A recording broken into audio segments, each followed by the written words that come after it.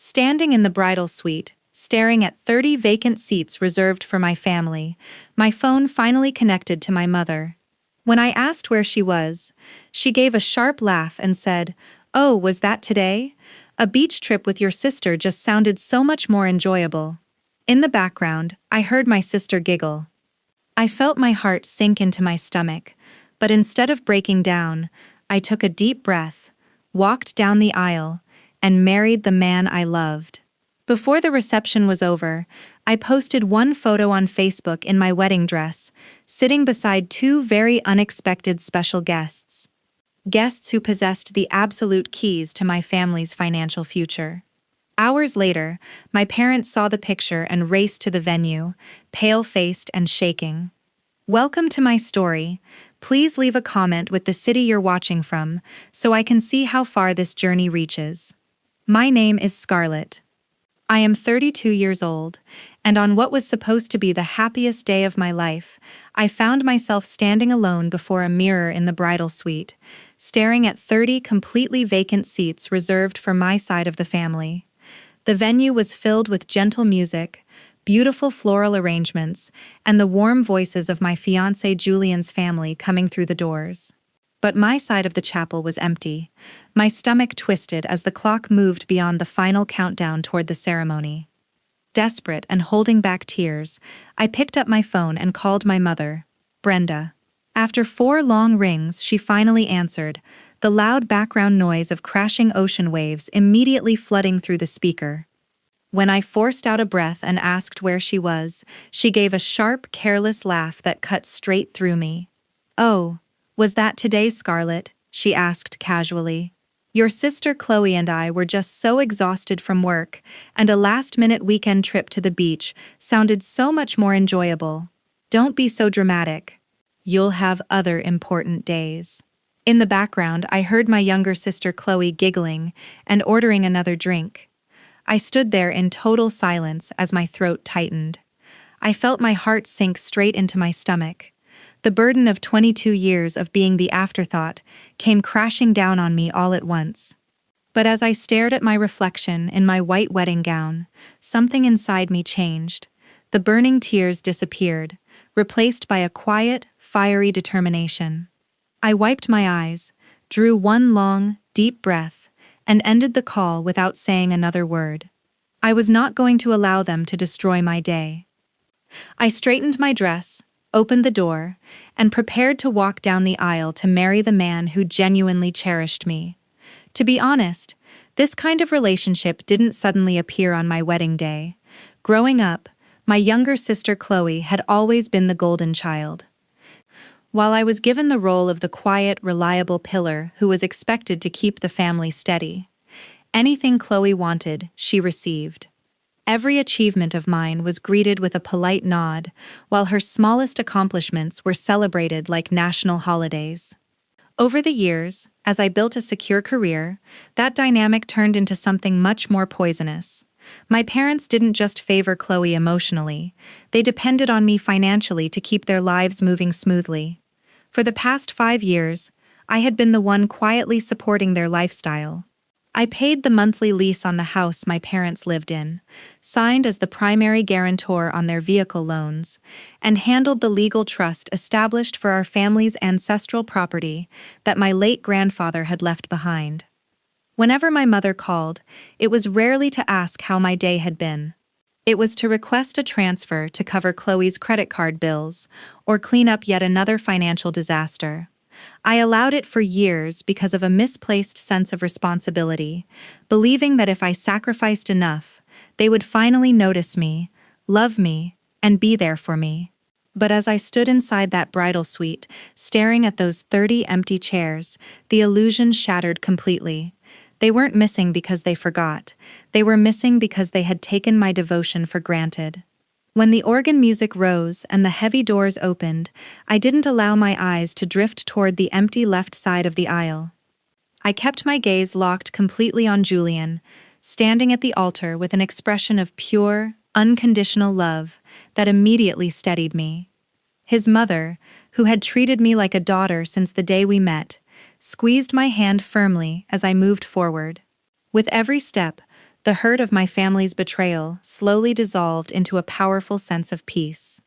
I was surrounded by people who had deliberately chosen to be there, and that was all that mattered. Just before the vows started, the side doors of the chapel opened quietly, and two distinguished guests slipped inside. It was Arthur and Evelyn Vance, Julian's great-uncle and aunt.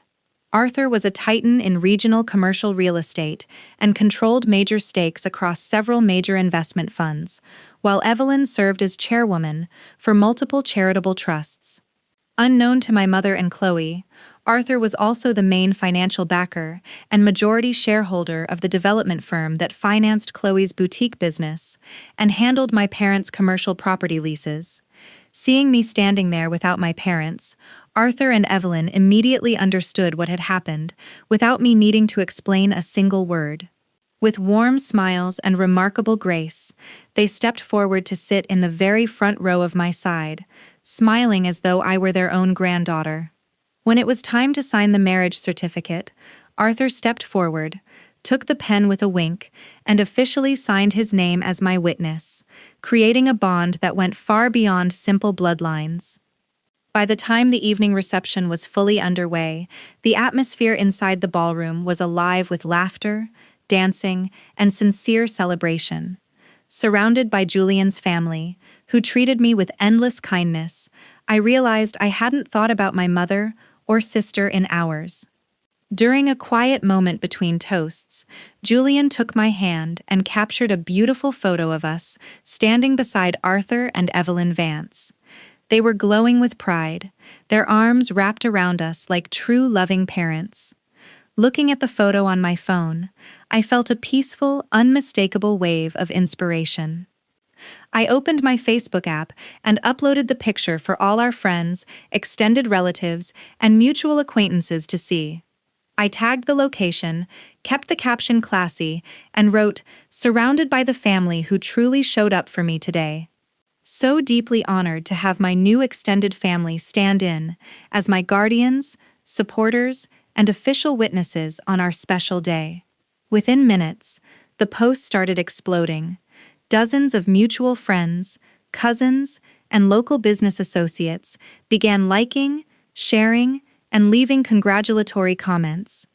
People instantly recognized Arthur Vance, a prominent figure in our city's business network, standing proudly where my parents were supposed to be.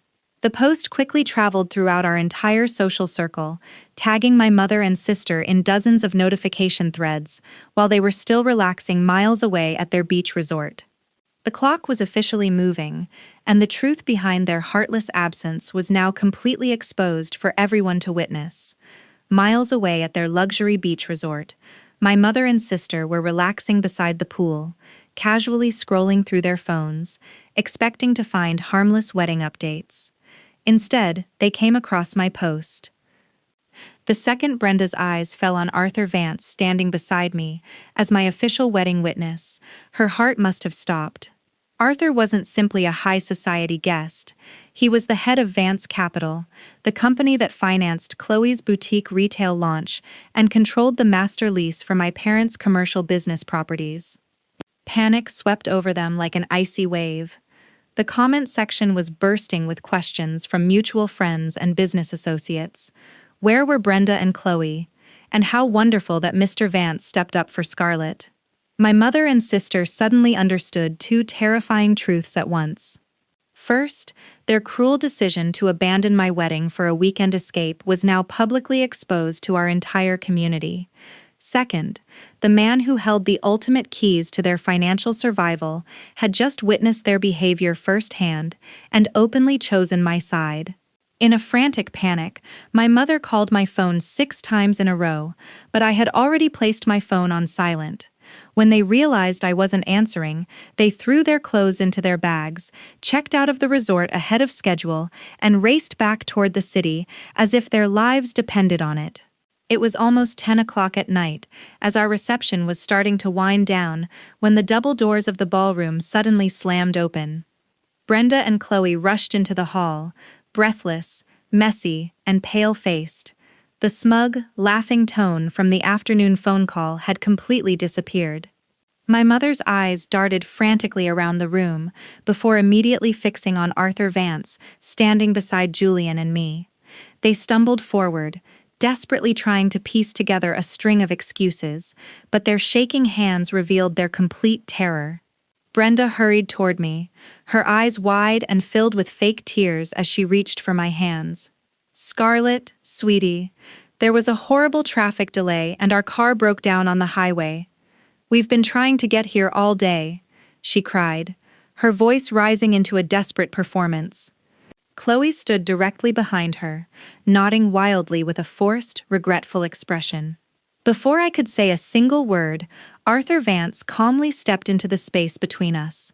His imposing presence and cold, unwavering stare immediately silenced my mother halfway through her sentence.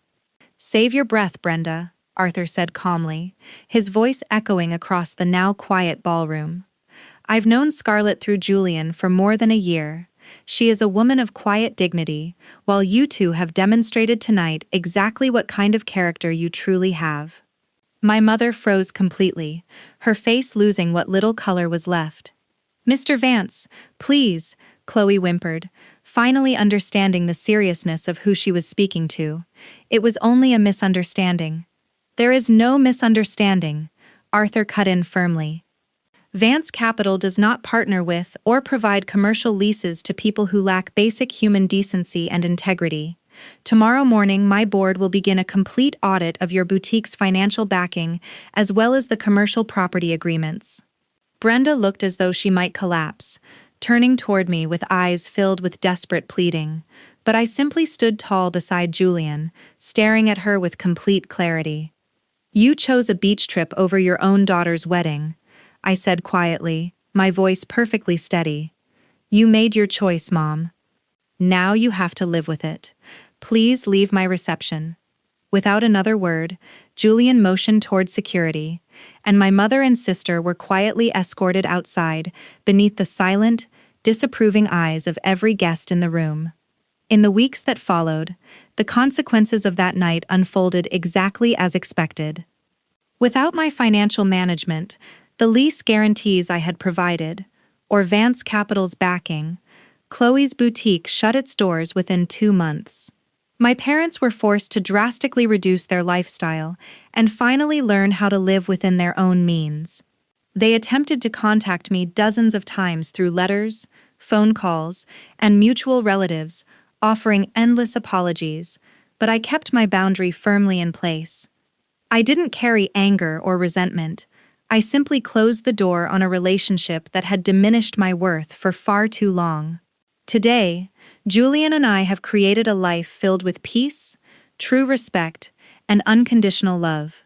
Arthur and Evelyn Vance have continued to be a steady, loving presence in our lives, welcoming me into their extended family as though I had always belonged there. Standing up for myself on my wedding day didn't just defend my dignity. It finally set me free. Family isn't determined by bloodlines or biological obligations. It is determined by the people who show up for you, value you, and choose to stand beside you when it truly matters. I want to thank every one of you for taking the time to listen to my story today. I'm genuinely curious to hear what you think. Have you ever had to establish firm boundaries with your own family to protect your peace? Tell me in the comments below, and don't forget to share what city you're watching from. If you enjoyed this video, please hit that like button, subscribe to the channel, and check out the next recommended story appearing on your screen right now. Until next time, take care of yourselves.